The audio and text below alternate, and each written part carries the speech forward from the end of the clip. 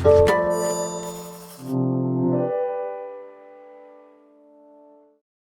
following podcast is part of a certified educational activity. Access the entire activity and complete the post-test at peerview.com/CYY860. Downloadable slides and practice aids are also available. Hello, thank you for joining us this afternoon. Our program will focus on revisiting PD-L1 as an immunotherapy biomarker across the cancer spectrum, current and emerging standards of testing, scoring, and assay interpretation.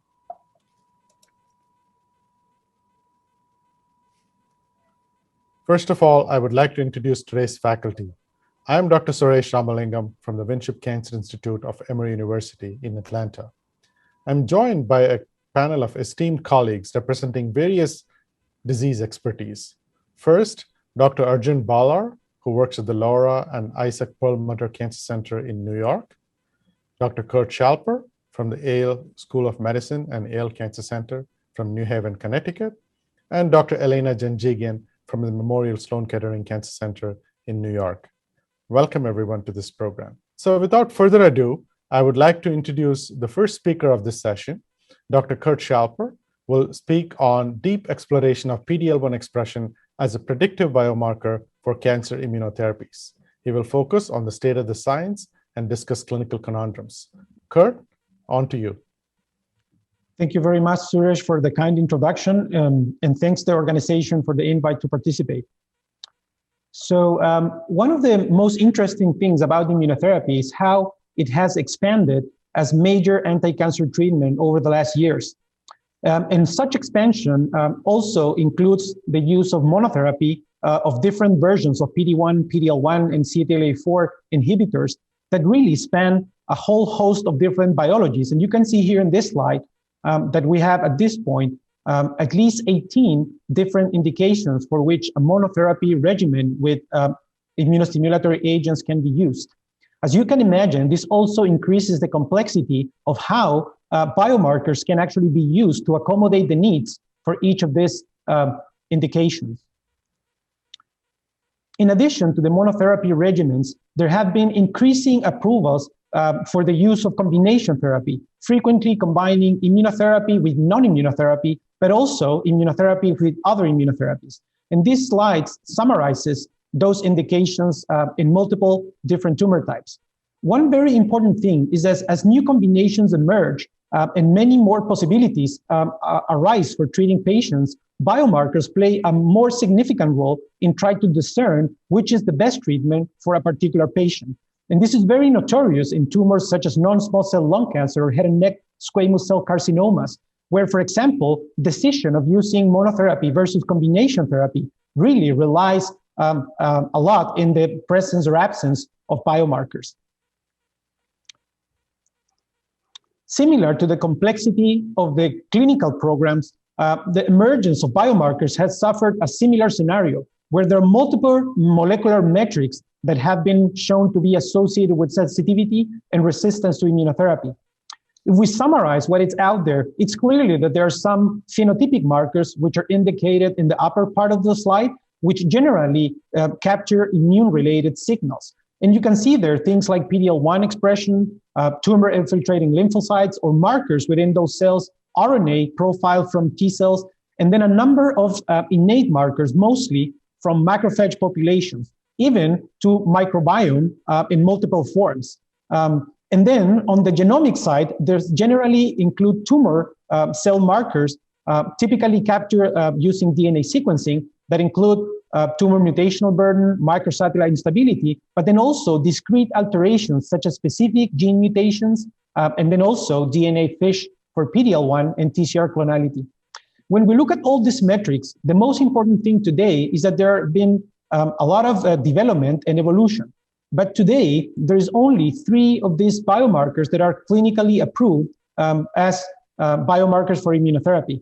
And those are highlighted in the slide and include PD-L1 immunohistochemistry on the immune side of the biomarkers, and then microsatellite instability and tumor mutational burden on the more tumor sequencing side of the story.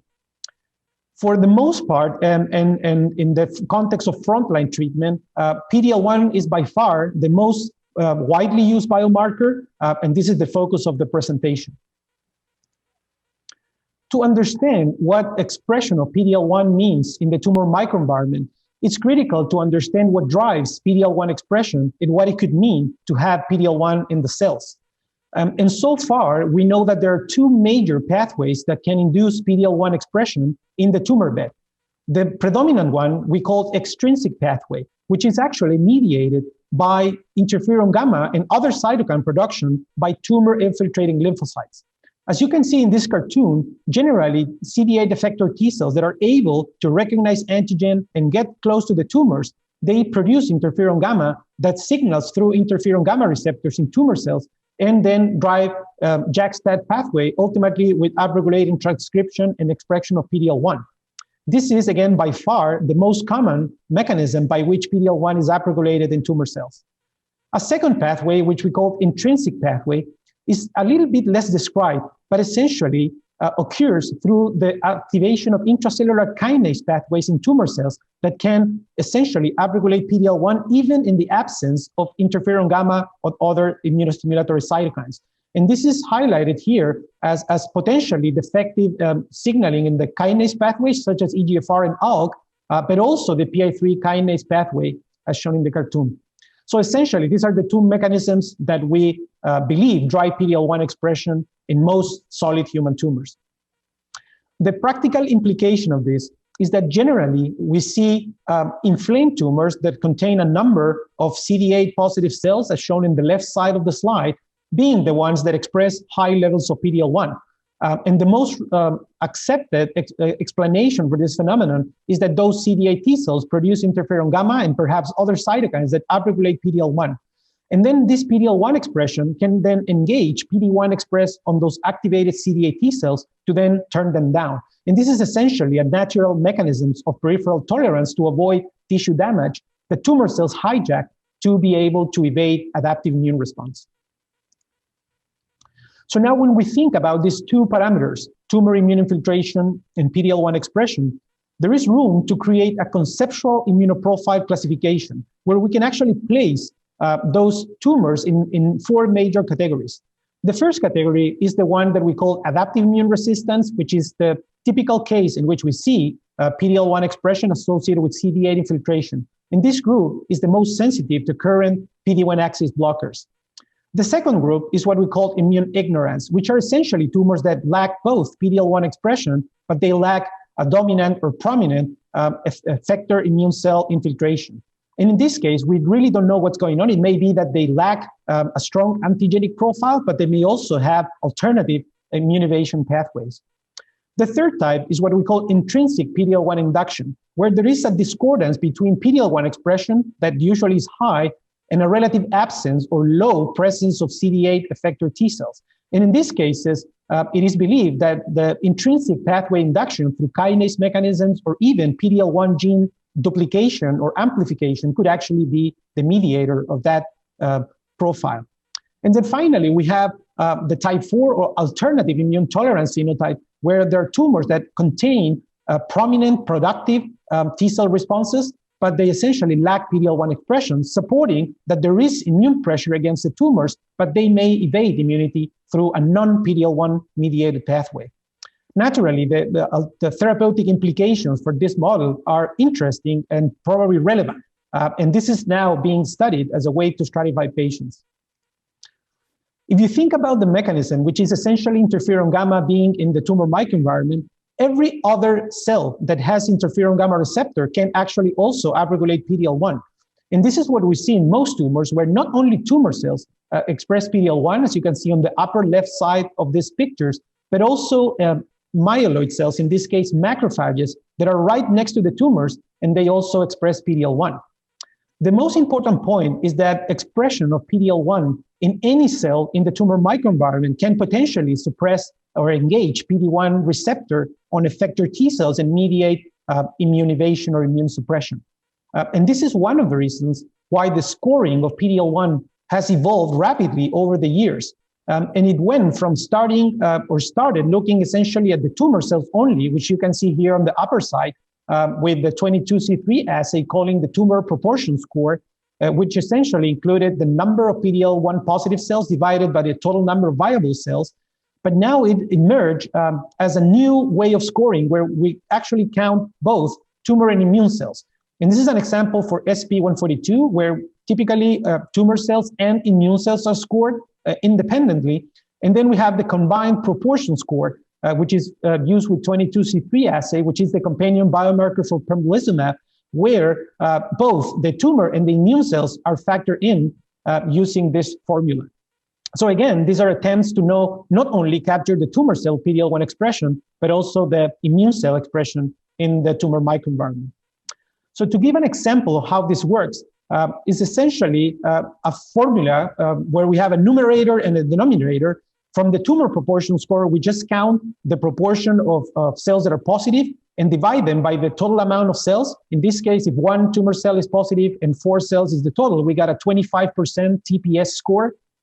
The combined proportion score works by counting all the tumor cells and immune cells that are positive relative to the whole amount of tumor cells.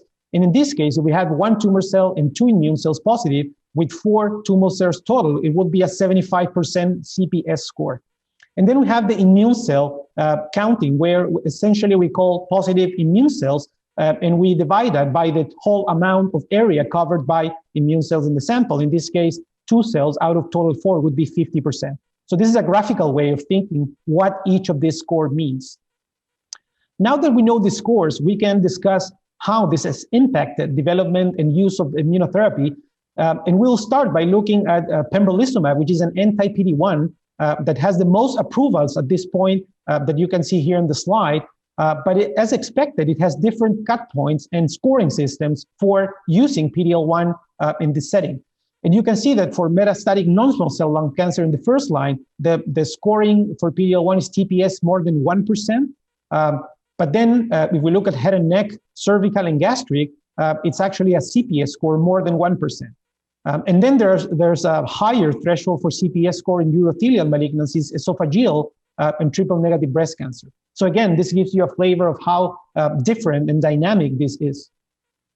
When we look at another set of PD-1 axis inhibitors, we have atezolizumab, which is at this point approved with a PD-L1 biomarker in these 3 indications. And then again, we have this scoring that differs across diseases, being more than 50 in the tumor, more than 10 in immune cells for frontline non-small cell lung cancer treated, and then more than 1% in triple-negative breast cancer, usually with atezo associated with nab-paclitaxel. And then we have an immune score more than 5, being the positivity threshold for locally advanced or metastatic urothelial that is not eligible for cisplatin.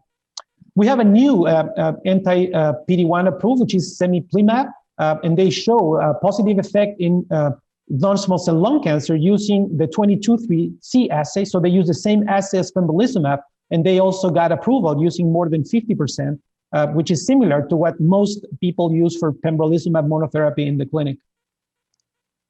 And then finally, we have combination immunotherapies. In this case, we have the combination of nivolumab, an anti-PD-1, with ipilimumab, an anti-CTLA-4, that got approved in non-small cell lung cancer using a threshold of more than 1% expression in tumor cells using an assay called 28A. So if we summarize, we have all these companion biomarkers or approvals of PD-L1, which are summarized in this slide. And essentially, that means that this PD-L1 is necessary to be able to use the treatment. But I will also like to highlight non-companion approvals, which are what we call complementary, which are indicated in the slide 2, where PD-L1 is recommended as a biomarker, is approved as a biomarker, but it's not in the label of the drug. So it's essentially not required to use the treatment, but is recommended or possible to use. So again, this summarizes the complexity and where we are with PD-L1 approvals at this point. One important point about scoring PD-L1 is that the signal that it's currently being scored in the tumor cells includes membranous staining. And this is what you are seeing here, where you can see on the H&E on the left, a poorly differentiated carcinoma, and on the right has a very strong membranous expression. However, we considered any intensity of membranous expression to be able to include in the score. An interesting phenomenon that we see recurrently in biopsies, and this particularly pronounced in lung cancer, is the presence of macrophages in the airway. These generally are alveolar macrophages that accumulate in airway present surrounding the tumor, and they generally are positive for PD-L1. But this must be carefully addressed because these macrophages may actually not be part of the tumor and may be only part of the airway surrounding the tumor. So it's very important to look at this in the morphological context. And another possible implication of this strong macrophage signal is that we see cases where it's very difficult to discern if the staining actually comes from macrophages or from tumor cells.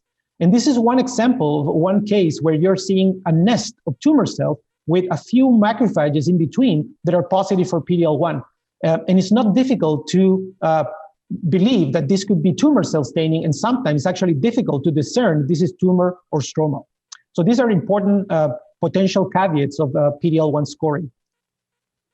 Another potential pitfall is the heterogeneity of staining. And particularly in the GI tract, it has been shown that frequently the staining of PD-L1 occurs at the leading edges of the tumor. And you can see here an example where the PD-L1 staining is considerably higher at the leading edge relative to the core of the tumor. And this could actually be irrelevant when examining samples, particularly biopsies. And this is also evident as example in gastric cancers, where you can see here a well-differentiated adenocarcinoma with glandular structures, the tumor edge accumulating myeloid cells, most of which express PD-L1, and then a number of lymphocytes, which also probably drive this expression. So these are relevant considerations about the scoring in the clinical practice. So now there are also a number of factors that have to do with the analytical performance and the scoring of this PD-L1 testing. And one of the things that happened is that as multiple anti-PD-1 or PD-L1 agents were developed, each of the developers decided to generate their own biomarker to potentially drive the clinical use. And as a consequence of that, we landed with multiple different biomarkers, in this case, immunohistochemistry assays that detect the same protein, although sometimes in different intracellular or extracellular domain epitopes. But one of the important questions that emerged was how comparable are the different assays and are they interchangeable? And to resolve this question in the context of lung cancer, the International Association for the Study of Lung Cancer launched a number of blueprint studies. And what you're seeing here are the results from the Blueprint 2, which included samples from 81 independent non-small cell lung cancers that were stained with 5 different PD-L1 assays that you can see here on the slide. And these 81 samples were scored by 24 independent pathologists from around the world. And the idea was to see if the scores were comparable across them. One thing that you can already see in the slide is that while 3 of the assays produce comparable signal, in this case 22C3, SP263, and 28A, 2 of them actually were quite different. And this was quantified in this plot, where you can see that the one called SP142, which is the companion for atezolizumab, consistently show lower scores than the other immunohistochemistry assays. And then we have 7310, which is another companion biomarker that show consistently higher scores than the other. So this is very important because it demonstrates that the assays are not interchangeable, even though they detect the same protein. Another question that the study wanted to address was if the pathologists were good at scoring both signal in the tumor cells or in the stromal cells. And the major result of the study was that there was a high concordance in the tumor cell scoring amongst pathologists with very high correlation coefficients of 0.8 to 0.9. But there was very low concordance when pathologists were scoring stromal or immune cell staining. There was actually in the range of 0.1 to 0.3. So this is very important because it supports that first, the assays are not the same, and second, that we pathologists are better at scoring tumor than scoring stromal cells. Another study from Australia that wanted to address the reproducibility of pathology scoring included lung specimens from 120 individual tumors, and those were scored by 10 different pathologists. As shown in this slide, and using continuous scores, the ranges were actually all over the place relative to the standard, which indicated with black dots. However, when the concordance of the pathologies was addressed relative to a 1% cut point or a 50% cut point, the concordance or the overall pathologies agreement, which is highlighted in the slide, was actually very high, in the range of 90% for intra-observer reproducibility, and in the range of 80 to 90% for inter-observer concordance. So essentially, this supports that the continuous scores may not agree so well amongst pathologies, but the scores across the relevant clinical thresholds are actually quite reproducible.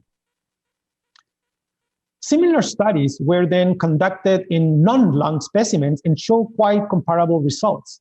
This is a study from the Memorial Sloan Kettering group, including around 90 specimens now from head and neck squamous carcinomas, bladder malignancies, and breast carcinomas.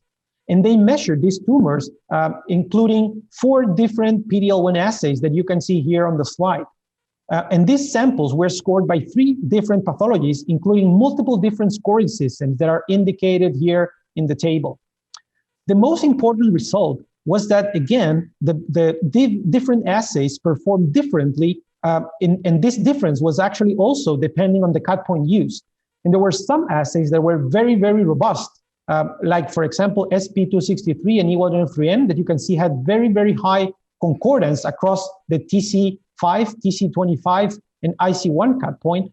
But again, there was a low or relatively low concordance when the slides were scored using SP142, and that's what particularly notorious when using the 25 TC cut point and the IC5 and 25. So this again support that similar to lung cancer, there is a difference between the assays, and the scoring actually can vary depending on the assay, and SP142 seems to provide different scores relative to the other assays. Another question that commonly emerges is how is the concordance between primary tumors and metastases? And the clinical relevance of this is that frequently, in the context of metastatic patients, some lesions are easier to biopsy than others. So the typical question is, can we biopsy any lesion, or should we always refer to the primary lesion? Although there are not many studies addressing this, there are a couple of them. And these are highlighted in this slide, one showing 37 paired primary and metastatic samples tested with SP142 and using a 5% PD-L1 threshold, where the concordance was 78.4%. So essentially, in the majority of cases, there was a concordance of PD-L1 positivity between the primary and the metastases of the same patient. Another study was a little bit larger, used 161 cases stained with E1L3N assay. And similarly, they found a very high concordance of 75.2% that was actually more pronounced in the more than 50% and in the less than 1%. So essentially, the highly positive and the low negatives are the ones that drive this 75% concordance. So generally, I think it is accepted that in the majority of cases, primary and metastases will produce comparable results of PD-L1. And another question that has emerged is, what is the role of the tissue or the slide aging in the PD-L1 scoring and result? And also, there are not many studies addressing this point, but the one on the left of the slide was a study at the Brigham Hospital using a non-commercial PD-L1 assay called 9811, where they were able to see that in those cases with more than 3 years old, generally, they got a much lower frequency of PD-L1 positive cases, and this was statistically significant.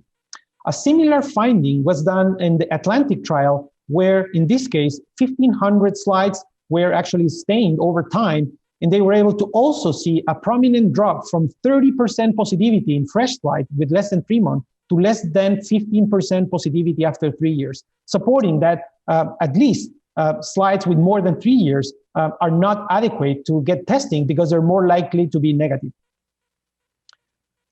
Finally, another relevant question in the clinic is about the possibility of using fine needle aspiration or cytology specimens to actually test for PD-L1. And generally, the adequacy for samples has to include at least 100 tumor cells. This is a little bit challenging when we have to score stromal cells because there is no lower boundary. But most of the studies show that there is a high concordance by scoring PD-L1 cytology And this is one such study in which samples were compared in the cytology and then in the resection used as a golden standard. And what you can see here is that the staining and the concordance was fairly high between pathologists looking at those slides, either in cytology or surgical specimens. But the concordance between the cytology and the resection specimen was only high for the tumor cell scoring and not for the stromal cell scoring. Again, supporting that cytology samples work and they can be used for PD-L1 scoring as long as they include the minimum amount of cells, but they are not recommended to score stromal, which is the case for some of the PD-L1 assays. So with that, we'll summarize a key deliverable or action points. First, I hope I convince you that PD-L1 is not a perfect biomarker, but has a prominent clinical role. And this role spans multiple tumor types and settings. And generally, we should think that PD-L1 expression is somehow coupled with adaptive anti-tumor immune responses. Second, that scoring of PD-L1 is tumor type and assay dependent, and there are strong limitations for certain assays scored particularly in the stromal compartment, where the pathology reproducibility is relatively low, and this could compromise the score. Third, that PD-L1 immunohistochemistry assays are not interchangeable, and I think we're going to learn more about it as more studies are conducted, but essentially we cannot use one assay to test across tumors and across all the treatment indications at this point.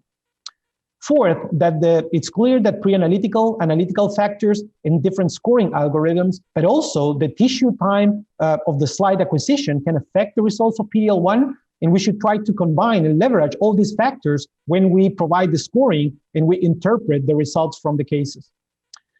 Then I think the standardization of PD-L1 is a very important step to make sure that the results are reliable. And then also standardization or reporting is critical to be able to communicate information clearly to the treating physician. And we recommend participation in external quality assurance programs. There are some of them, at least College of American Pathologists has a PD-L1 survey that can be taken and can be used to support the quality of results. Finally, in the future, there is a CAP testing guideline for PD-L1 being prepared that should see the light soon. And there are multiple automated quantitative platforms being tested to try to make this PD-L1 scoring more objective. So with that, I end, and thank you. Thank you, Kurt, for that excellent discussion. I think you took a very complex topic and made it easy for us to understand. And this also sets the stage for us to now talk about individual diseases. I have a couple of questions to pose to you with regards to your presentation. One, if you're going to check PD-L1 expression, is fresh tissue preferred over archived, or does it not matter?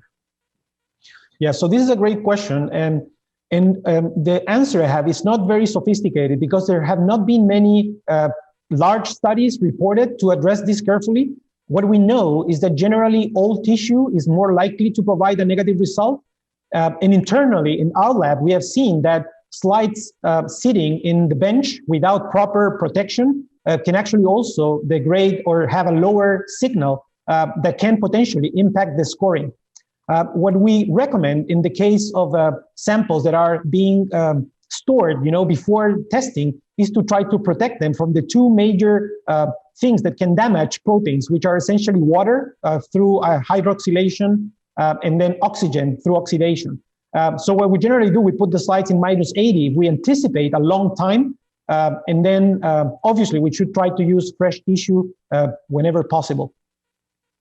Thank you. This is a great talk. If I may ask, particularly pertaining to CPS scoring, and I know you commented on cytology.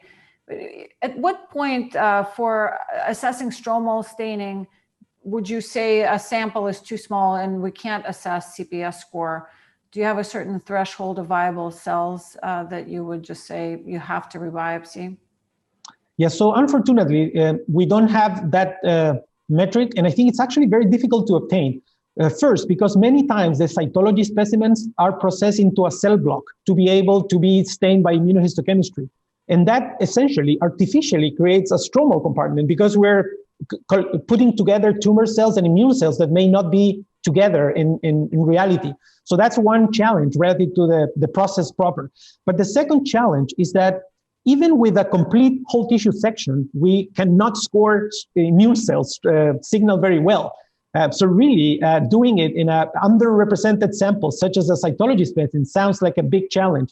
So we don't have that threshold, and I think it's going to be very hard to acquire a threshold to be able to use it.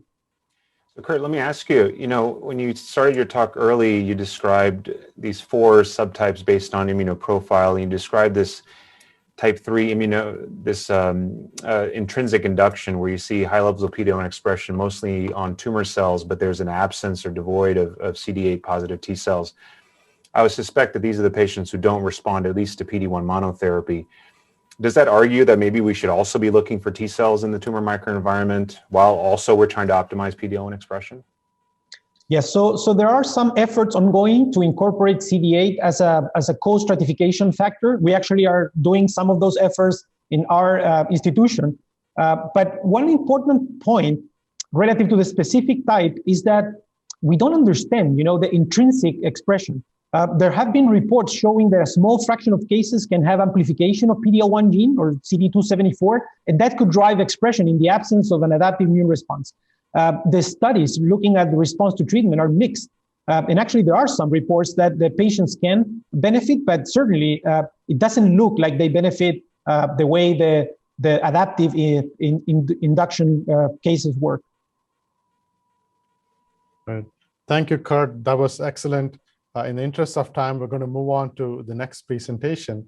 Now we're going to talk through the role of PD-L1 expression in a variety of solid organ malignancies where immune checkpoint inhibitors are used. And for this part, I will start with talking about the use of PD-L1 expression as a predictive biomarker in patients with lung cancer. Now, we know that non-small cell lung cancer is sensitive to immunotherapy. In fact, practically every patient with advanced stage non-small cell lung cancer, with the exception of those patients who have driver mutations, are candidates for immune checkpoint inhibition. Immune checkpoint inhibition has come a long way in a relatively short time in lung cancer. First, we saw a series of trials that showed that immunotherapy is superior to salvage chemotherapy in the second-line therapy setting for advanced stage non-small cell lung cancer. That was followed by studies that looked at first-line therapy of immune checkpoint inhibition, both as single agents and in combination with chemotherapy for advanced stage disease. And we saw successful results that led to FDA approvals. Then immunotherapy was taken to stage 3 non-small cell lung cancer in patients with surgically unresectable locally advanced disease. Here again, we saw that durvalumab extended overall survival when given after chemoradiotherapy with an impressive hazard ratio of nearly 0.66. Now we're beginning to understand the role of immune checkpoint inhibition in surgically resectable non-small cell lung cancer patients. So clearly the field is moving really fast. When we look at the various immune checkpoint inhibitors that are approved in non-small cell lung cancer, they're approved either as monotherapy or combination approaches. Specifically, when we hone in on the biomarker, you can see here that the companion diagnostic for these agents is very variable. The PD-L1 expression threshold that is used for treatment selection is also variable from one setting to the other, from one combination or one immunotherapy approach to the other. So let me briefly walk you through the specific strategies that are being used in lung cancer today. When you talk about monotherapy of immune checkpoint inhibition in metastatic disease, it's used primarily for patients whose PD-L1 expression level is greater than 50%. For patients whose tumor have low PD-L1 expression, either less than 49% or negative PD-L1 expression, combination approaches are used. These combination approaches could be either chemotherapy with PD-1 or a PD-L1 inhibitor, or combination of PD-1 inhibition with CTLA-4 inhibition in the form of Nivo and Ipi. We also make treatment choices based on factors beyond PD-L1 expression. That includes patient's performance status, disease burden, how rapidly are the patient's symptoms progressing. We also need to be mindful of autoimmune conditions that are pre-existing that could be contraindications for immune checkpoint inhibition. The number of trials that have looked at immune checkpoint inhibition in lung cancer are several, and these have studied patients with squamous, non-squamous, patients with low PD-L1 expression, high PD-L1 expression, and also various combination approaches. First, let's look at monotherapy. The KEYNOTE-042 study looked at pembrolizumab against chemotherapy for metastatic disease patients. Patients with PD-L1 expression levels greater than or equal to 1% were included in this trial. The primary endpoint for this trial is overall survival. The trial met its primary endpoint and showed that pembrolizumab was superior to chemotherapy. The hazard ratio was 0.81. But really, the bulk of the benefit here was driven by patients with PD-L1 expression greater than 50%, where the hazard ratio was 0.69. When one looked at patients with PD-L1 expression 1 to 49%, the monotherapy with pembrolizumab did not appear to be superior to chemotherapy with a hazard ratio of 0.92. Now, we also saw these results further confirmed in the KEYNOTE-024 study, which only included patients with PD-L1 expression greater than 50%, and here pembro was clearly superior to chemotherapy with a very impressive hazard ratio. So we use PD-L1 or PD-1 inhibition for patients with greater than 50%. How about combination approaches? The KEYNOTE-189 study evaluated the combination of pembrolizumab with pemetrexed and platinum in non-squamous histology. The control group received chemo alone with placebo. Experimental group received chemo plus pembrolizumab. This trial included patients with all kinds of PD-L1 expression. And the overall survival results were superior for patients who received pembro with chemotherapy. The hazard ratio here was 0.56, highly impressive. When we look at the results based on levels of PD-L1 expression, here we see that the groups with PD-L1 expression greater than 50%, 1 to 49%, and less than 1% all demonstrate benefit with the addition of pembro to chemotherapy. So the combination regimen of chemo plus pembro is approved regardless of PD-L1 expression level in non-squamous histology. What about squamous histology? This is KEYNOTE-407 trial. Here, carboplatin with either paclitaxel or nab-paclitaxel was used as the backbone chemotherapy regimen. Patients were randomized to chemo versus chemo plus pembrolizumab. This study also included patients regardless of their PD-L1 expression level. Here, we saw improvements in both progression-free survival and overall survival, favoring the pembro plus chemotherapy group. The hazard ratio was approximately 0.6 in this patient population. We also saw that the benefit with pembro plus chemo was seen in patients regardless of PD-L1 expression levels. So this study led to the approval of pembro chemo combination for squamous cell histology in non-small cell lung cancer. Another drug that's been approved in the setting is atezolizumab, which is a PD-L1 inhibitor. This approval was based on the results of the IMpower110 trial. This trial compared atezo monotherapy to platinum-based chemotherapy in the frontline treatment setting for advanced stage non-small cell lung cancer. Both squamous and non-squamous histology was included. When you look at the overall results of the trial, it was the patient population with the high PD-L1 expression, TC3 or IC3, which roughly corresponds to PD-L1 expression greater than 50%, that atezo was superior with a hazard ratio of 0.59. When you look at patients with low PD-L1 expression in this study, there was no difference between atezolizumab and chemotherapy. So the IMpower110 study led to the approval of atezolizumab for first-line therapy of patients with high PD-L1 expression. What about immunotherapy combinations? The CheckMate 227 study was specifically designed to look at the combination of ipilimumab and nivolumab. This study looked at patients with both PD-L1 greater than 1% and PD-L1 negative group. When we specifically look at the PD-L1 greater than 1% group, there was superior overall survival for patients who received ipi plus nivo compared to chemotherapy. The hazard ratio was 0.79. This study also had extended follow-up with demonstration of a 3-year survival rate of 33% for patients with ipi and nivo in the greater than 1% group. What about the PD-L1 less than 1% group? Once again, here we saw improvement in overall survival for ipi and nivo compared to chemotherapy. The hazard ratio actually was even better for the low PD-L1 group at 0.64. Now, the FDA has approved Ipi and Nivo specifically for PD-L1 greater than 1% group based on the results of the CheckMate 227 trial. The NCCN guidelines recommend using Ipi and Nivo in both PD-L1 positive and negative group of patients.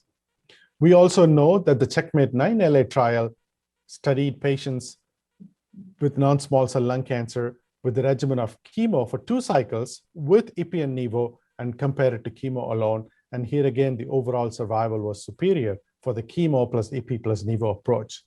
So the 9LA regimen of 2 cycles of platinum-based chemo with Ipi and Nivo is approved for patients regardless of PD-L1 expression or histology, and is another regimen that's available for clinical use.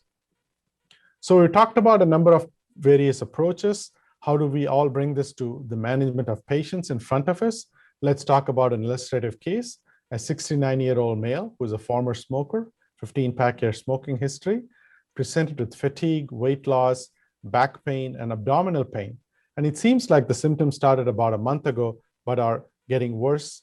Imaging studies showed a right lower lobe lung lesion with metastasis to the adrenal glands and bones. Biopsy confirmed that this was adenocarcinoma of the lung. NGS testing was done. There was no treatable driver mutation, and the patient's PD-L1 expression level was reported as 60%. This is a patient where, based on high levels of PD-L1 expression, one could use pembrolizumab or atezolizumab alone. More recently, the FDA has approved cemiplimab, another inhibitor of the checkpoint pathway in this setting, and any one of these agents would be appropriate.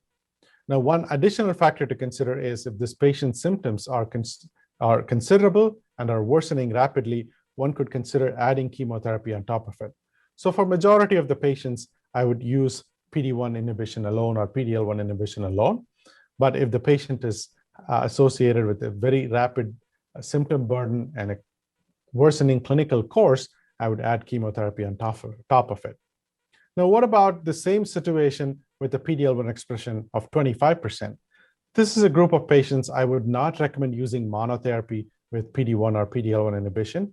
Here we would use chemo with PD-1 or inhibition or PD-L1 inhibition, or you could use ipilimumab and nivolumab. One could also use the 2 cycles of chemo with Ipi and Nivo, as was done in the CheckMate 9LA trial. Same patient, slightly different scenario, PD-L1 expression negative. Here again, one could use the combination of chemo plus immunotherapy or IO approach. Given that the CheckMate 227 trial showed a very impressive hazard ratio with Ipi and Nivo in this particular patient population with a hazard ratio of 0.64, to me, that's also an appealing combination to consider in our mind. So overall, I will conclude by saying that immunotherapy is used in the frontline treatment of non-small cell lung cancer, either alone or in combination with chemo or in combination with CTLA-4 inhibition. I would first make the point that we should do NGS testing in all patients with non-squamous non-small cell lung cancer. Those with treatable driver mutation should get targeted therapy, and only those without a driver mutation are candidates for immunotherapy. So let me introduce Dr. Arjun Balar now. He's going to talk about bladder cancer and how PD-L1 levels are used to make treatment decisions. Arjun, over to you. Suresh, thank you so much for the introduction. And I'll be spending the next 15 minutes talking about PD-L1 expression and how we use it to make clinical decisions in bladder cancer. So this slide really just gives us the current status of FDA-approved and current novel therapies in advanced bladder cancer. And I'll focus on the left part of the slide, because the right part of the slide is where second-line therapy sits. And there's really little debate about immunotherapy as a standard of care. It improves survival. There is no role for PD-L1 expression testing. It improves survival in the second-line setting. And then we also have erdafitinib, which is a molecularly targeted agent targeting the FGFR pathway in selected individuals. And also we have antibody-drug conjugates, which we expect in the next 2 to 3 years are going to significantly impact first-line standard of care. But these are, again, considered investigational in the first-line setting. Now, focusing on the left side of the slide, in advanced bladder cancer, we have this unique designation, cisplatin eligible, cisplatin ineligible. For those who are cisplatin eligible, we treat with cisplatin-based chemotherapy, either GEM-CIS or accelerated MVAC. For those who are eligible for cisplatin-containing chemotherapy, those who have good kidney function, good performance status. These are generally the younger patients with advanced disease.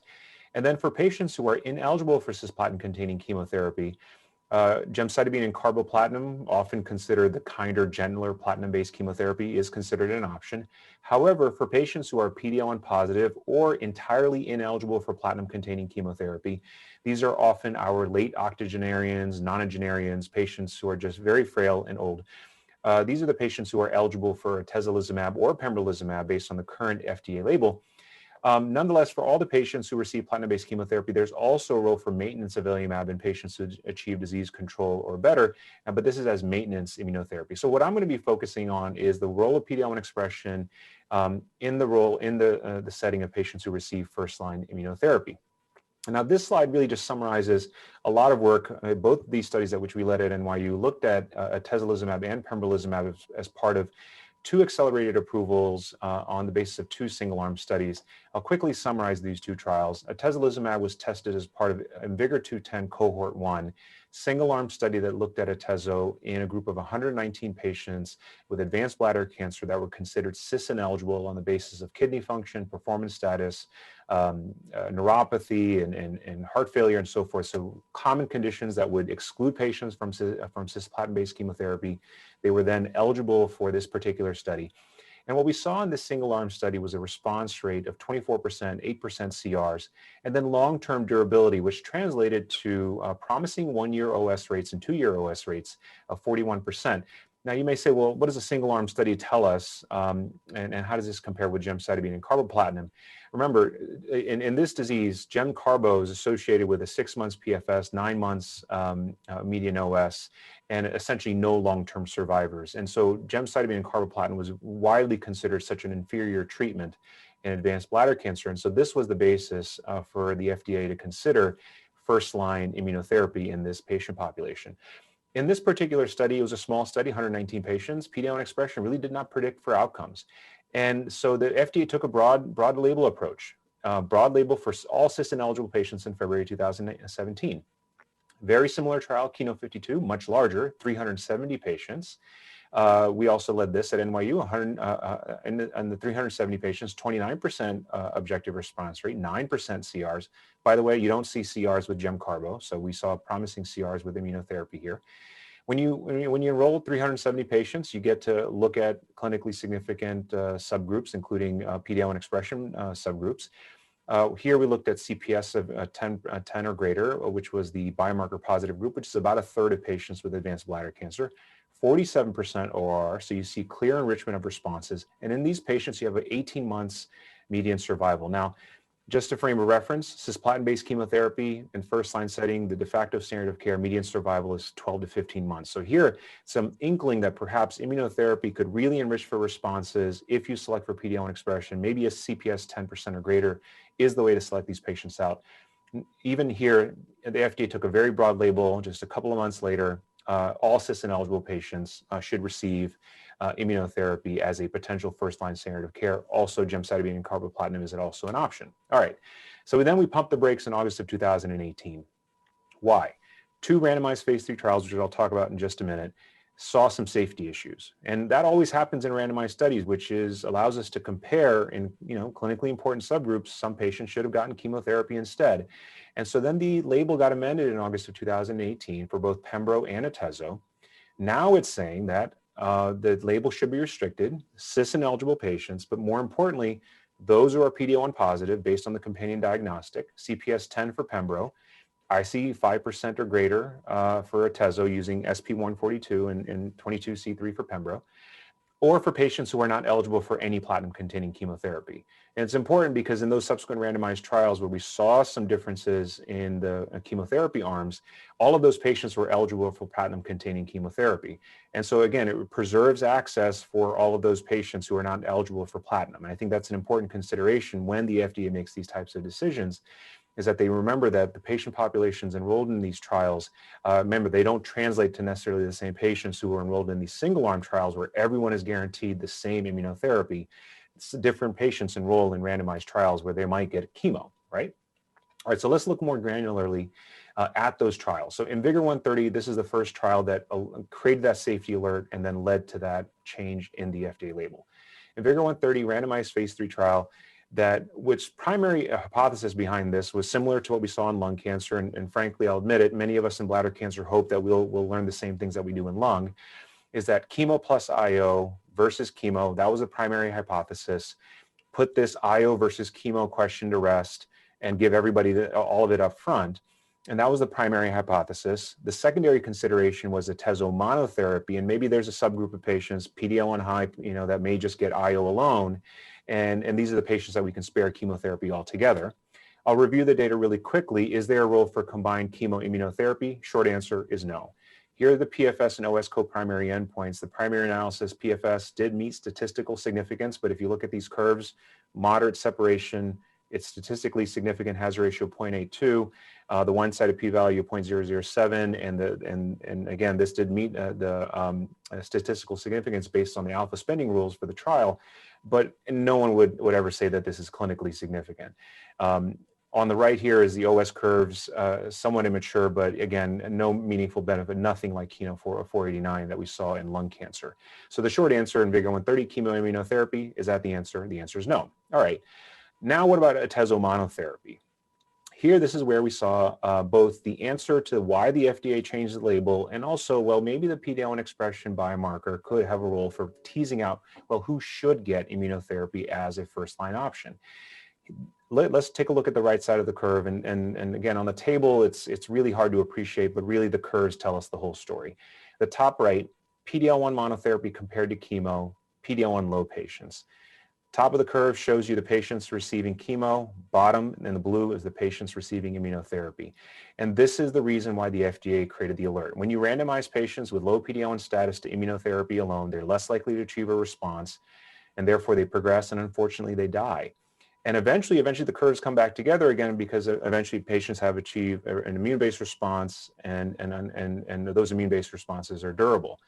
But this is why the FDA created the label change. So PD-L1 expression low, these patients should not get immunotherapy up front as an option.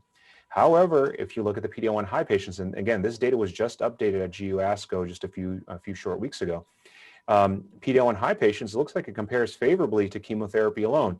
And this chemotherapy control arm here in the red included both carbo and cis patients. Now, granted, it was about 2/3, almost 70% carbo-treated patients, about 1/3 cis-treated patients. But here suggests that IC 5% or greater could really select out the patients who could do well with immunotherapy alone. The problem is that we need to reproduce this data in multiple data sets. And this is where we really run into problems in advanced bladder cancer, is that PD-L1 expression as a biomarker to help us make treatment decisions has not been reproducible.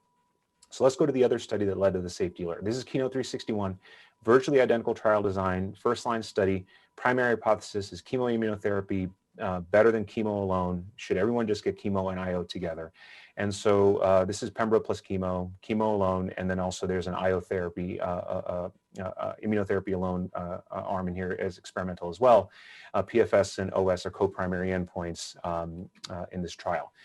Very similar outcomes when you look at chemo plus immuno versus chemo alone in the intent to treat analysis, again, the primary endpoint.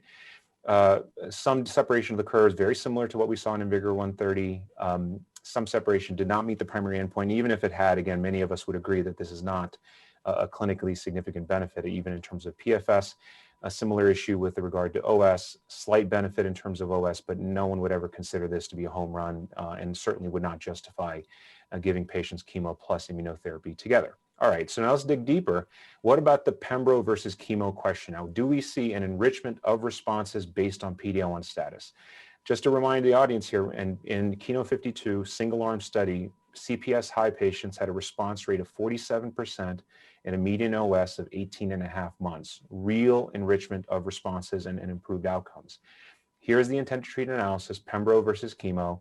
Again, the curves they flip and then they come across. In every IO versus chemo trial, we see this all the time in other solid tumor malignancies. Now, when we look at the CPS high tumors, look at this. So essentially no enrichment. Response rate was about the same actually. So intent to treat versus CPS high patients was about 30%. So unfortunately in this case, the PD-L1 expression biomarker failed to enrich both for responses and obviously subsequently survival, because when it comes to immunotherapy, the survival is driven by the response because we know those PRs and CRs are durable. And unfortunately, at least in bladder cancer, PD-L1 expression in terms of enrichment for outcomes has not been reproducible. So, and this is why many of us in the clinic and in clinical practice, we've kind of really stepped away from using PD-L1 expression for clinical decision making. So now let's move on and say, well, are there other clinical scenarios where we might be able to use PD-L1 expression? It might be in the context of doublet therapy, and in particular CTLA-4, which may actually have a role in advanced bladder cancer. And I'll cover a few trials where this is being tested more formally. Danube, this is a 3-arm study that recently did report out. It was negative, but there are some important lessons that we did learn in this trial. Here, the hypothesis here is that chemotherapy, platinum doublet, either carbogem or cisgem, control arm, Durva, PD-L1 antibody, and here's another experimental arm of Durva plus Tremi. A few important points to point out.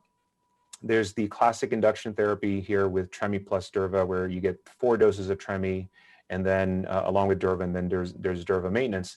The Tremi is essentially dosed at the equivalent of 1 mg per kg here, 75 milligrams. It's a lower dose of tremelimumab. And if you look at the primary endpoint, the co-primary endpoints were to look at OS with Durva versus versus chemotherapy in the PD-L1 high population. So they did select out patients with PD-L1 high tumors, but only focused on the Durva population. Here, the primary endpoint was not met, so this was a negative study based on this value, although the hazard ratio was 0.89. Again, curves, kind of split, and then they come back together again. The other co-primary endpoint was OS for intent to treat with Durva plus Tremi versus chemotherapy intent to treat. A slight benefit, improve outcomes in terms of overall survival as compared to Durva monotherapy. But unfortunately, this trial was negative based on the co-primary endpoints. So Durva PD-L1 high did not beat chemotherapy. Durva Tremi intent to treat versus chemotherapy also did not meet its primary endpoint. But when you start looking at PD-L1 expression subgroups based on these individual treatment groups, you start noticing a trend. And if you take a look on the right side of the table here, in the PD-L1 high population, if you look at the Durva Tremi group compared to versus Durva, you start noticing an enrichment of responses here. So you see a higher CR rate and certainly a higher overall objective response rate of 47%. It starts to compete with chemotherapy, which then starts really tantalizing again. But again, we've been misled like this before. PD-L1 high patients, look, 47% response rate, looks just like Keynote-52.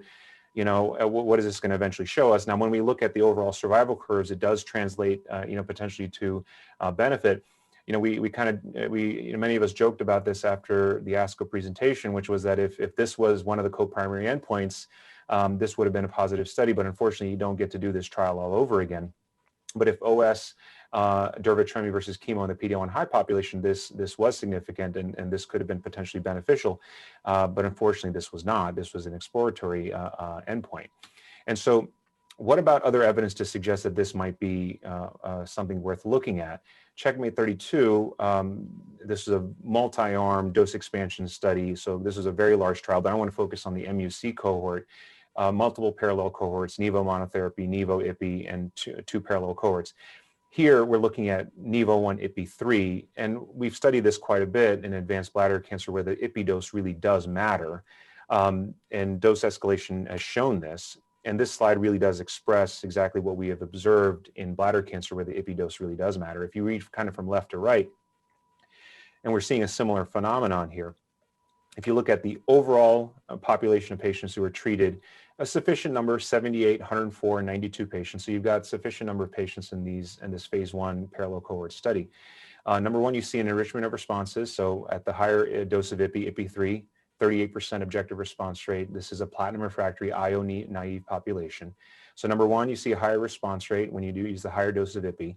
And then when you break it down based on PD-L1 expression status, now remember this is Nivo and IPI, so this is the 28-8 assay at 1% or greater. When you look at 1% or greater now, you're looking at a 58% response rate. So higher dose of IPI, so higher dose than what was really tested, the equivalent dose in the tremelimumab trial. And then also at PD-L1 expression status of 1% or greater, now you're looking at a response rate of 58%. So multiple lines of evidence suggest that PD-L1 expression enrichment plus a higher dose of CTLA-4 might really enrich for responses. And maybe the Checkmate 901 trial will finally get us to doublet immunotherapy and enrichment based on PD-L1 expression status that might lead to a meaningful benefit in advanced bladder cancer based on enrichment. But again, we have to see how this study reads out. Nearly 900 patients, co-primary endpoints here are PFS and OS in this trial, and is currently still ongoing.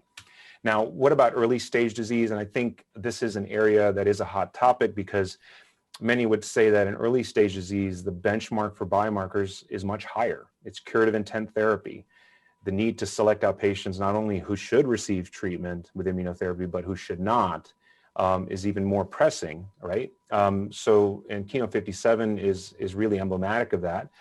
This is a patient population that was tested. This is a patient population with curative intent therapy with cystectomy. So, so in this particular trial, it looked at systemic pembrolizumab in BCG unresponsive non-muscle invasive bladder cancer. These are the patients that can be treated with a radical cystectomy with a north of 90 to 95% cure rate. However, radical cystectomy is a highly morbid surgery, and patients simply don't want it because it's, again, highly morbid. It's about a 4 to 5% mortality rate. We don't have biomarkers yet. About 40% of patients will respond, and about half of those will be durable. And so some of these patients can actually do quite well. A similar study with atezolizumab has shown similar results. But these studies are too small at this point, and so we don't have really sufficient data to suggest that PD-L1 expression is useful in this clinical setting. But randomized studies are ongoing to tell us more, and perhaps it might be useful. And again, the role of PD-L1 expression, perhaps other biomarkers, will be highly relevant in this population that otherwise has highly curative options, although they are surgical, and these are things that the patients are trying to avoid. What about after surgery? A number of adjuvant trials have either reported out or are ongoing. These three are the probably most important: IMvigor010, Ambassador, and Checkmate 274. The ones that are on bookends are the ones that have already read out. The one in the middle is still ongoing. I'll kind of quickly cover them. IMvigor010 is the adjuvant study of atezolizumab in high-risk patients who have a persistent high-risk disease, either with or without neoadjuvant chemotherapy. And this randomized patients to either atezo versus observation. Disease-free survival was the primary endpoint. It was clearly a negative trial, and unfortunately, you don't get it more negative than this. However, the Checkmate 274 study, which was just recently reported out at ASCO GU, this is the particular study where we may actually see an FDA approval. And when you look at the data, both on intent to treat and based on PD-L1 expression status, the hazard ratio for the intent to treat analysis was 0.74. Statistically significant. The major difference here is that it's a PD-1 antibody and as placebo as the control group. In the IMvigor010, observation was control group. There is this concept of what's called informed censoring that can actually artificially raise the performance of the control arm because of early censoring. We can talk about that. But what's particularly interesting is that, again, much like any other trial where PD-L1 expression can tend to enrich outcomes, the hazard ratio is even better here with 0.53. It raises the question, do we improve the outcomes in a lot of these trials because we enrich for the patients who are going to do well with PD-L1 expression? If we remove those and really just focus on the PD-L1 negatives, do those patients necessarily need therapy? I think this is a question that's really open for discussion. But nonetheless, in these patients with highly curative intent therapy, I think the benchmark and the need for biomarkers is really critically important. Thank you, Arjun, for that wonderful presentation. Why don't we move on to the next presentation and then come back for question and answers. It's my pleasure to introduce Dr. Elena Janjigian to talk about gastrointestinal cancers. Elena, over to you. It's a pleasure to round off the discussion on PD-L1 testing, focusing on upper GI malignancies. We do have role of checkpoint inhibitors in colorectal cancer as well. The first-line approval of pembrolizumab in MSI-high tumors is based on overall response rate and progression-free survival compared to chemotherapy. In gastric esophageal tumors, we have several approvals that we need to be updated on. And again, pembrolizumab is approved in later lines of therapy, agnostic of tumor histology. Well, prior to this past year, 2020 was a historic year in upper GI tumors. But prior to that, adenocarcinoma, nivolumab is approved in Asia, irrespective of PD-L1 status, in third line or beyond. Pembrolizumab is used and approved in the US in third line or beyond. And here we use PD-L1 CPS score with a cutoff of CPS greater than or equal to 1 to select for immune checkpoint inhibitors in the US in third line setting. As you know, pembrolizumab is also approved irrespective of tumor histology for MSI-high tumors and TMB greater than or equal to 10 cutoff. What we see in gastric cancer is similar as in other solid tumors, is there's really minimal benefit for patients with PD-L1 negative or low expressing. Squamous cell cancer is different than adenocarcinoma. Typically, higher PD-L1 expression is more prevalent, and therefore nivolumab is approved in second-line setting, again, irrespective of PD-L1 status. And pembrolizumab currently, until this month, was approved for CPS greater than 10 category, although this is changed by the pivotal KEYNOTE-590 data. And now in esophageal adenocarcinoma and squamous cell cancers, pembrolizumab is approved irrespective of PD-L1 status in first-line setting. So let's jump into it and review some of the pivotal studies, including CheckMate 649, KEYNOTE-590, and CheckMate 577 data, because these changed practice. We will also review molecular features that affect response and inform treatment selection. And I'll give you a glimpse of anti-PD-1 based combination strategies that are going to be important to be aware of soon. So you heard a great perspective from the pathologist on PD-L1 expression in IHC. CPS score is what we use, and we typically you just get a number as opposed to percentage. So you look at both staining in all viable cells for PD-L1 in tumor cells, lymphocytes, and macrophages, and total number, and divided by total number of tumor cells and multiplied by 100. What I want to highlight is how absolutely subjective that score is. And I wish all the staining was always as obvious as the example we show here, where PD-L1 negative versus PD-L1 positive. But in gastric cancer, that's not the case. The nature of the secretory epithelium of gastric cancer and also the some of the smaller biopsies make it very difficult to reliably assess PD-L1 status. And that becomes a really important issue to consider, particularly if the FDA approval will hinge on CPS score. These are just some of the staining and PD-L1 antibodies that are out there on the market.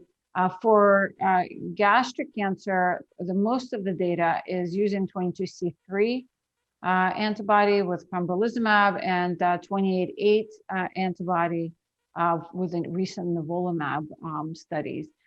But as you can see, when you're getting these reports, it would be very important not only to read the report that says PD-L1 positive or negative, but read the fine print, which antibody was used, what's the contribution of the tumor versus stroma. And as you heard from the earlier speaker, it's the stromal component and the CPS score that's probably the most operator dependent. So here are some of the phase 3 trials in first-line setting that were recently completed or soon to be completed. KEYNOTE-62, CheckMate 649, and ATTRACTION-4 were all first-line studies that looked at comparison of chemotherapy versus immunotherapy. And those are completed and reported. We will cover in the high-level summary 62 and CheckMate 649. And KEYNOTE-859 is still ongoing, and this is also a first-line study. Well, everyone was eagerly awaiting KEYNOTE-62 data, and it was really disappointing. And this was recently reported in JAMA Oncology. When this was an ambitious study, and it was a relatively small study for how many alphas they were trying to, and how many hypotheses they were trying to answer.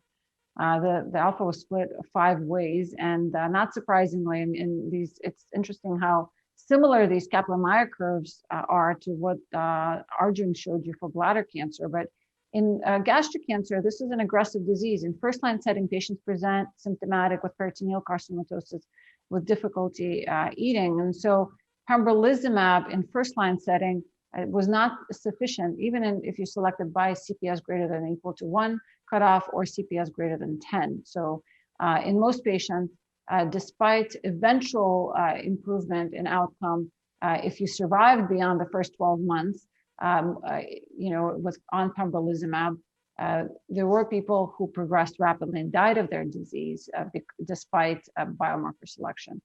And what's also interesting, and this is something that's debated as to why this happened, But even in combination with chemotherapy, again, clearly these curves are superimposable, and there was no benefit for addition of pembrolizumab as opposed to placebo. And so that's why when Checkmate 649 data, this was a study that in the US was led by Memorial Sloan Kettering. This is a global study, and based on Checkmate 32 data, we initially designed it to compare Nivo-Ipi, Nivo-1, Ipi-3 to chemotherapy. And then subsequently, as more emerging data came out, we added the chemotherapy plus nivolumab arm. And at ESMO this past year, Nivo plus chemo versus chemo arm was presented and reported. And unlike Keynote 62, this was a much larger study. As you can see here, nearly 500 patients were treated in each arm. And the hazard ratio for overall survival in the primary endpoint of PD-L1 CPS greater than or equal 5 was a hazard ratio of 0.71 with a median OS of 14.4 months, which was never previously reported. This is a benchmark OS crossing the 1-year mark. And what's interesting, even in intent to treat, and this is hierarchical decision making, but even in intent to treat population in all randomized patients and in CPS greater than or equal to 1, the median overall survivals look similar, and the hazard ratio was 0.8 and 0.77 respectively. The reason why these Kaplan-Meier curves look similar for all intent to treat population is because 60% of patients had high PD-L1 expression, CPS greater than or equal to 5, and 80% were CPS greater than or equal to 1. So in other words, the majority of the patients in first-line gastric cancer had at least some PD-L1 expression, and only 20% were negative. Looking at OS subgroups, it's what I'd like you to focus on is this MSI high status. So it's a very rare subset of patients, right? Again, it's interesting that there were some MSI high patients that actually also had relatively low PD-L1 expression. So it's not sufficient just to test for PD-L1 and stop. It's important to do MMR testing routinely on all of your gastric cancer cases. But the hazard ratio for survival for MSI high patients is 0.33 if those patients received immunotherapy in first-line setting. So it's highlighting the need to identify these patients in routine, reflexive fashion, test everyone, because if the patient does not get immunotherapy in first-line setting, their survival is dramatically worse. What are the differences between Keynote 62? Many ruminate as to why 62 was negative. And we, in the interest of time, I'll give you just the highlights. It's smaller subset, different chemotherapy backbone, perhaps just because it was a smaller subset, some bad luck and less, a lower percentage of admixture of higher PD-L1 expressing tumors. There were different biomarker was used, antibody was used, 22C3. We can leave it to our pathology colleagues to debate this part, but we saw earlier in the discussion that those antibodies are somewhat concordant, but perhaps it's the difference in the interpretation and the staining. The spectrum of esophagogastric cancer is quite diverse. We are not covering too much of squamous cell cancer molecularly today, but it behaves more like an aggressive head and neck cancer. And has higher PD-L1 expression than adenocarcinomas. The MSI and EBV or Epstein-Barr virus tumors within gastric cancer cohorts are the most susceptible to immune checkpoint inhibition and probably the lower hanging fruit for innovative studies. So we do know that a CPS greater than 10 cutoff, which is probably where it starts to be most reliable to be able to call someone a tumor PD-L1 positive, is more common in EBV and MSI high tumors. But the reason why I always like to show this slide is there is a subset of MSI high and EBV cancers that are CPS low, PD-L1 low. So again, this is a reminder for us to do a biomarker testing in a prospective fashion in all patients. And it's consistency and only consistency that will allow us to find every single patient that is appropriate for immune checkpoint inhibitors. We know that in MSI high patients in perioperative setting, these tumors may not be chemotherapy sensitive. In fact, you may be hurting your patients with MSI-high cancers from giving neoadjuvant chemotherapy, which is what we typically do for gastric cancer. In gold here is the survival curve for MSI-high patients who were randomized to receive chemotherapy first before going on to surgery. And in gray is the population of patients that just received surgery without any neoadjuvant or adjuvant chemotherapy. And these other colors in the middle are MSS cases. So if you have an MSI-high gastric cancer, surgery first is likely appropriate. Keynote-62 was that negative study I showed you, but in MSI-high population, the hazard ratio for overall survival was again 0.3, very similar to what we saw in Checkmate 649 study, if the patients received pembrolizumab or pembrolizumab and chemotherapy. So the question remains, do we need even chemotherapy in MSI-high patients in a stage 4 setting, in first-line setting? And that comes down to the nuances of the disease, how symptomatic the patient is, how quickly do you need to see the response. What we're doing is an adjuvant MSI-high study where we are selecting patients for minimal residual disease status by using circulating tumor DNA that's matched to this tumor profiling. And irrespective of histology, after completion of standard of chemotherapy, surgery, or radiation, if the patient have persistent circulating tumor DNA but are CT negative for recurrence, then they are randomized to receive pembrolizumab or observation, or they receive pembrolizumab. The ctDNA negative patients are followed for observation. The future is also in combination therapies. This is a phase 2 trial that we did at MSK and published. It's a combination of pembrolizumab plus trastuzumab in first-line HER2 positive disease, where immune checkpoint inhibitors have not been really studied because all of those patients are excluded from those trials. And what we saw unexpectedly, a 91% overall response rate in combination with a dual checkpoint inhibitor and anti-HER2 blockade with chemotherapy, where the typical response rate in this disease with chemotherapy plus trastuzumab is 47%. So this resulted in a phase 3 study, which is now nearly completed, and you should be seeing the results very soon. Well, let's switch to, so we covered first line and kind of adjuvant setting. What about second line? And so far, in combination, monotherapy in comparison with chemotherapy has not been all that helpful in adenocarcinoma. This was Keynote-61 study that looked at CPS1, CPS10 patients compared to paclitaxel. And in all comers in CPS greater than 1 category, again, chemotherapy wins. This is an aggressive disease. It's like dealing with a rabid dog. You can't reason with it. You just sometimes need to address it with cytotoxic chemotherapy. But in higher PD-L1 expressing tumors, perhaps we could get away with pembrolizumab alone, although again, it may be a risky endeavor if the patient has a large disease burden. What we do know is monotherapy in PD-L1 low tumors has very little activity. Overall response rate is about 10 to 11%, depending on which study you look at. So it's really not good enough. Although, in third line setting, what we do see is if you compare against placebo and even with updated and survivals, there's a really nice tail end on the curve. So there is a population of patients that will survive and will persevere, and certainly in patients with indolent disease, perhaps, because this is mostly trials coming out of Asia, where the biology of gastric cancer is less aggressive than our Western population. This is Keynote-59 data, which has started this whole checkmate revolution and showed promising outcomes, overall response rate of 22% in third line setting in CPS greater than 1 patients. And this is what led to the FDA approval of pembrolizumab and started this whole process.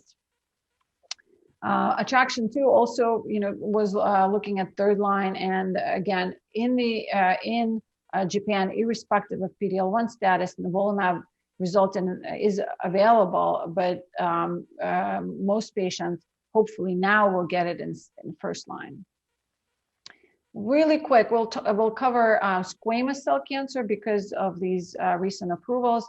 Keynote 590 data, this was a predominantly Asian study where squamous cell cancer of the esophagus still dominates. Adenocarcinoma is what we see in the US and the Western world.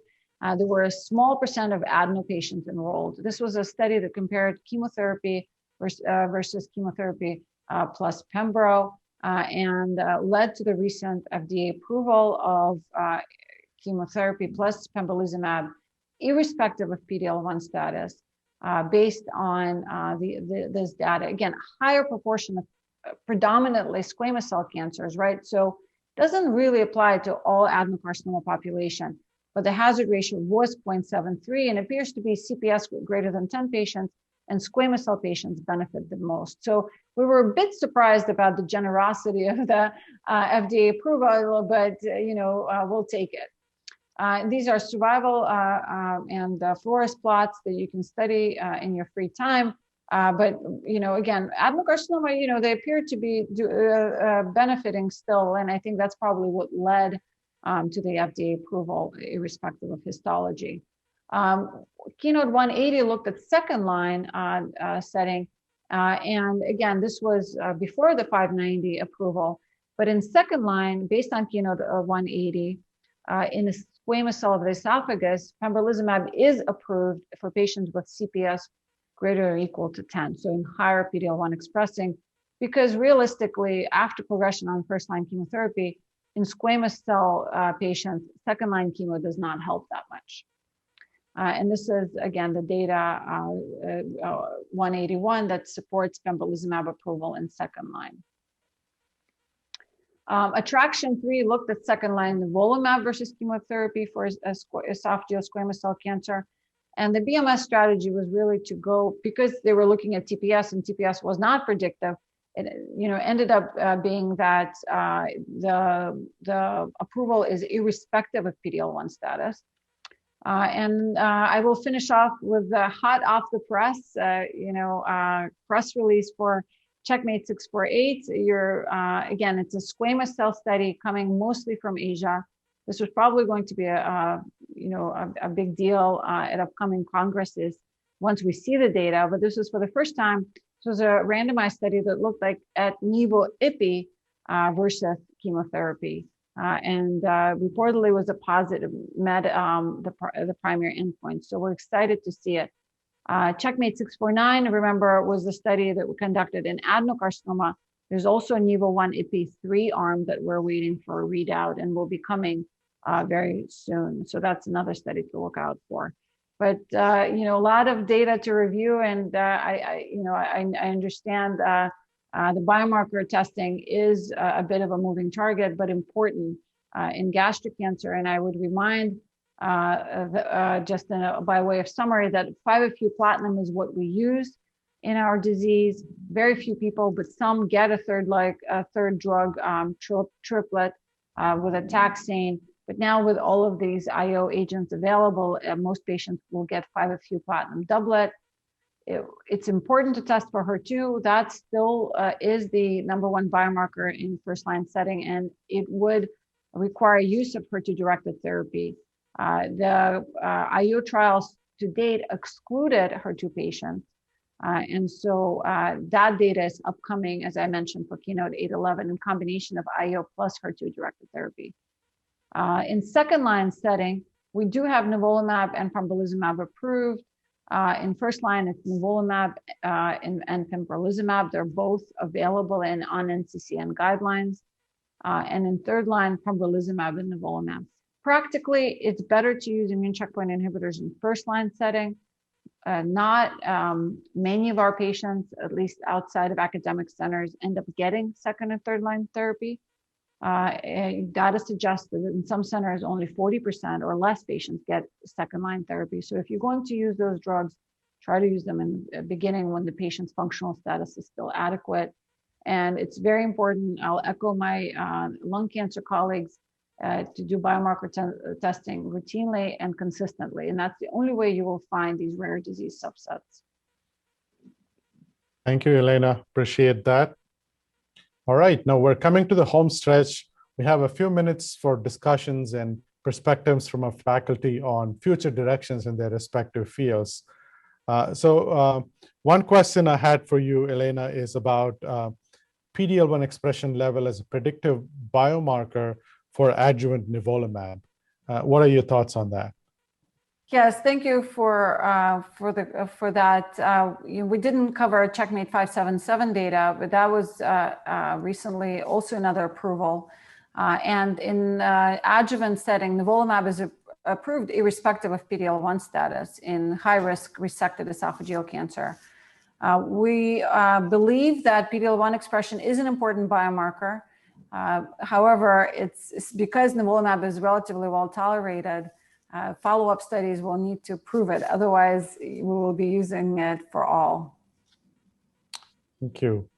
Arjun, in your talk, you talked about the nivo-EP combination, specifically about the importance of dose of CTLA-4 blockade being higher than what we typically use in lung cancer. What about the safety of this in patient population with bladder cancer? What can you tell us about toxicity profile? Well, there's little doubt that the higher dose of IPI is associated with higher rates of immune-related adverse events. And so we know that, I mean, it's up to 30% of patients will have a grade 3 or 4 immune-related adverse event. In the 92 patients that we were treated in Checkmate 32, and so far everything I'm hearing about Checkmate 901 is that it's tolerable, it's manageable, and in the right hands, I think we can do it.